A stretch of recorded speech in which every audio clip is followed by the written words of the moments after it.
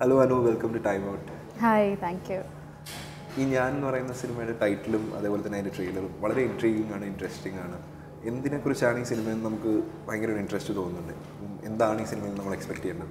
ഇപ്പം പെട്ടെന്ന് പറയാന്ന് വെച്ചാൽ ഈ ടൈറ്റിൽ പോലെ തന്നെ ആരാണ് ഞാൻ എന്നുള്ളൊരു അന്വേഷണം, അല്ലെങ്കിൽ നമ്മുടെ ഒരു ഇന്നർ സെൽഫ് കണ്ടുപിടിക്കാനുള്ളൊരു അന്വേഷണം എന്ന് വേണമെങ്കിൽ പറയാം. അല്ലെങ്കിൽ എന്താ പറയുക, ഞാനിവിടെ ഉണ്ടെന്ന് അറിയിക്കപ്പെടാൻ പറ്റാതെ പോകുന്ന ഒരുപാട് ആളുകളുണ്ട്. അപ്പം അങ്ങനെ ഒരാളുടെ കഥയായിട്ട് വേണമെങ്കിൽ പറയാം.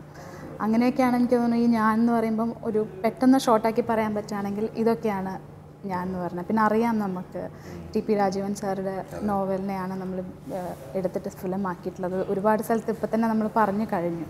ഇതൊക്കെയാണ് ആ ഒരു ഞാൻ്റെ ഒരു ബേസ്. നോവൽ വായിച്ചിരുന്നു? നോവൽ വായിച്ചിരുന്നു ഞാൻ. അപ്പോൾ ഒരു ഇൻട്രസ്റ്റിംഗ് ഒരു ജേർണി ആയിരിക്കുമല്ലോ നോവലിൽ നിന്ന് സിനിമയിലേക്ക് അതേ കഥാപാത്രം അവതരിപ്പിക്കാൻ പറ്റുക. എന്താണ് ഈ സിനിമയിലെ കഥാപാത്രം എന്നത്? എനിക്കിഷ്ടമാണ് വായിക്കാൻ. അപ്പോൾ അതുകൊണ്ട് നമ്മൾ വായിച്ചൊരു സാധനം ഇങ്ങനെ വിഷ്വലാവുന്നത്, ഇങ്ങനെ കാണുന്നൊരു സുഖം ഭയങ്കര ഇതായിരുന്നു. അത് കഴിഞ്ഞിട്ട് ഇവിടെ ആണെങ്കിൽ ഞാൻ ചെയ്യുന്നത് ഇതിനകത്ത് ജാനു എന്ന് പറയുന്ന ഒരു ക്യാരക്ടറാണ്. ഈ ദുൽഖർ ചെയ്യുന്ന നാരായണൻ എന്ന് പറയുന്ന ആളുടെ ലൈഫിൽ പല ഘട്ടങ്ങളിൽ ആയിട്ടാണ് ഈ ഓരോ ആളുകളും വന്നു പോകുന്നത്. അപ്പം അങ്ങനെ പുള്ളിയുടെ ലൈഫിൽ വന്ന് ആ ഒരു പീരിയഡിൽ പുള്ളിയെ ഇൻഫ്ലുവൻസ് ചെയ്യുന്നൊരു ക്യാരക്ടറാണ് എൻ്റെ ഈ ജാനു എന്ന് പറയുന്നത്.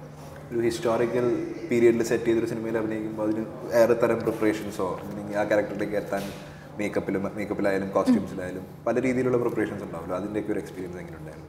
അതിപ്പം അത് ഞാൻ മേക്കപ്പ് ചെയ്തത് ശ്രീജിത്ത് ഗുരുവായൂരും ടീമുമാണ്, SP സതീഷ് ടീമുമാണ് കോസ്റ്റ്യൂം ചെയ്തിട്ടുള്ളത്. അപ്പം ഇവരുടെ ഒരു സപ്പോർട്ടും ഭയങ്കരമായിരുന്നു. എന്ന് വെച്ചാൽ നമ്മൾ മൊത്തത്തിൽ ആ ലുക്ക്, ആ പഴയ കാലത്തെ ചായ വന്നു, അത് വരുമ്പോൾ തന്നെ നമുക്ക് നമ്മളെ തന്നെ കാണുമ്പോഴേ ഇത് വേറെ ആരാണല്ലോ എന്നുള്ളൊരു തോന്നലൊക്കെ വരുന്ന പോലെയായിരുന്നു. പിന്നെ ഞാൻ മേഘരൂപനിൽ ചെയ്തിട്ടുണ്ട് ഈ ഒരു സാധനം. അപ്പോൾ അതുകൊണ്ട് എനിക്കിഷ്ടമാണ് ആ കാലഘട്ടം. ഞാൻ എപ്പോഴും പറയുന്നതാണ്. പക്ഷേ എനിക്ക് 80s ജീവിച്ചു. ഇത് പക്ഷേ ഒരുപാട് പണ്ടാണ്, പക്ഷേ എനിക്കിഷ്ടമായിരുന്നു ആ കാലഘട്ടത്തിലുള്ള ആളുകളുമൊക്കെ. അപ്പം അതൊരിത്തിരി എക്സൈറ്റിംഗ് ആയിരുന്നു, ആ ഗെറ്റപ്പും ആ കാലഘട്ടത്തിൽ ചെയ്യുന്നതും ഒക്കെ ആയിട്ട്.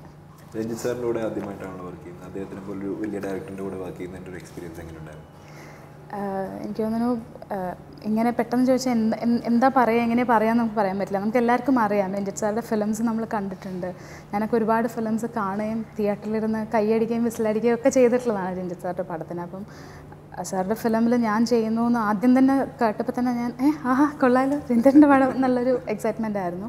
അത് കഴിഞ്ഞ് പിന്നെ വർക്കിന് ചെന്ന സമയത്താണെങ്കിലും ഭയങ്കര സീനിയർ ഡയറക്ടറാണ്, എങ്ങനെയാവും എന്നൊക്കെയുള്ളൊരു ചെറിയ പേടിയൊക്കെ ഉണ്ടായിരുന്നു. പക്ഷേ ഭയങ്കര കൂളായി, നന്നായി തീർന്നു. രഞ്ജിത്തേട്ടൻ ഭയങ്കര നന്നായി നമുക്ക് ആ ഒരു എക്സ്പീരിയൻസ് ഉണ്ടാവും, അല്ലെങ്കിൽ പുള്ളിയുടെ ഒരു ടാലൻറ്റ് ആ ഒരു ഇതെന്തായാലും കാണുമല്ലോ. അപ്പോൾ അത് കൃത്യമായിട്ട് നമുക്ക് പറഞ്ഞു തരുന്നു, നമ്മളെ കൃത്യമായിട്ട് കെയർ ചെയ്യുന്നു, എല്ലാം നന്നായി സെറ്റായിട്ട് അങ്ങനെ പോകുമായിരുന്നു.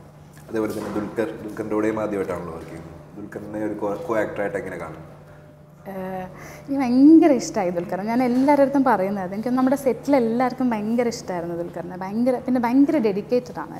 ഞാൻ ഇപ്പം രഞ്ജിത്തേട്ടൻ്റെ ഡയലോഗ്സ് എന്ന് പറയുമ്പോൾ ഒക്കെ ഭയങ്കര ഹെവി സ്റ്റേറ്റ്മെൻറ്റ്സ് പോലത്തെ ഡയലോഗാണ്. അപ്പം ഭയങ്കരമായിട്ടും എല്ലാം 4 പേജോ 2 പേജ് ഡയലോഗൊക്കെ ആണെങ്കിലും ഒറ്റ ടേക്കാണ്. അത് ഇരുന്ന് പഠിക്കുന്നു, സെറ്റിൽ ഫുൾ ടൈം പഠിക്കുന്നു, അല്ലെങ്കിൽ ട്രൈ ചെയ്യുന്നു കുറേ പ്രാവശ്യം. അല്ലെങ്കിൽ ദുൽഖർ തന്നെ വന്ന് ചോദിക്കും, സാർ ശരിയായോ, ഒന്നും കൂടെ ചെയ്യണോ, അങ്ങനെയൊക്കെ ഭയങ്കരമായിട്ട് എഫേർട്ട് ഇടുന്നു, ഭയങ്കര പാഷനേറ്റായിട്ട്, ഭയങ്കര ഡെഡിക്കേറ്റഡ് ആയിട്ട്. അത് മാത്രമല്ല, സെറ്റിലെല്ലാവരെയും ഒരേപോലെ ഹാൻഡിൽ ചെയ്യും, എല്ലാവരെയും പ്ലസൻ്റാക്കി, എല്ലാവരെയും പോസിറ്റീവാക്കി ചാർജ് ചെയ്ത് വെക്കുന്ന ഒരു ആളാണ് ദുൽഖർ. അപ്പം എനിക്ക് ദുൽഖറിനെ പരിചയപ്പെട്ട എല്ലാവർക്കും ദുൽഖറിനെ ഇഷ്ടപ്പെടുമായിരിക്കും. അങ്ങനെ ഒരു പേഴ്സണാലിറ്റിയാണ്.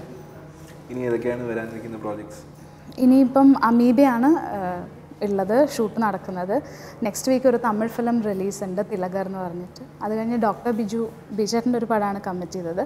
പിന്നെ ഡോക്ടർ രാജാകൃഷ്ണൻ എന്ന് പറഞ്ഞിട്ടൊരു ഡയറക്ടറുടെ ഒരു ഫിലിമും കൂടെയാണ് കമ്മിറ്റ് ചെയ്ത projects. All the best for ഞാൻ. Thank you so much. Thank U.